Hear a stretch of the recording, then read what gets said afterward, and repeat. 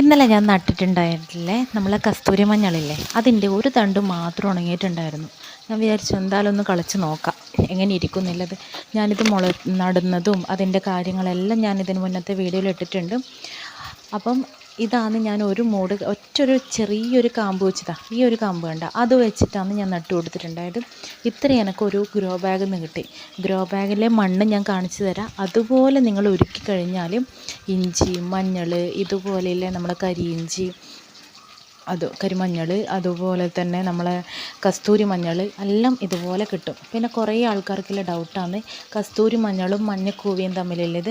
അപ്പം കസ്തൂരി മഞ്ഞളാണെങ്കിൽ ഇതുപോലെ ചന്ദന കളറിലായിരിക്കും ഉണ്ടാവുക, മഞ്ഞക്കൂവിയാണെങ്കിൽ മഞ്ഞ കളറിലായിരിക്കും ഉണ്ടാവുക. ഇത് തുറക്കുമ്പോൾ തന്നെ ആ മണ്ണിന് തന്നെ ഒരു സ്മെല്ലുണ്ടാവും. ഇത് കണ്ട ഇളകി വരുന്ന മണ്ണ് കണ്ട, ഇതിങ്ങനെ ആ മണ്ണാണ് ഇതിന് വേണ്ടത്. കരിയില പൊടിച്ചതാണ് ഇത് മെയിനായിട്ടുള്ളത്. Okay, thank you.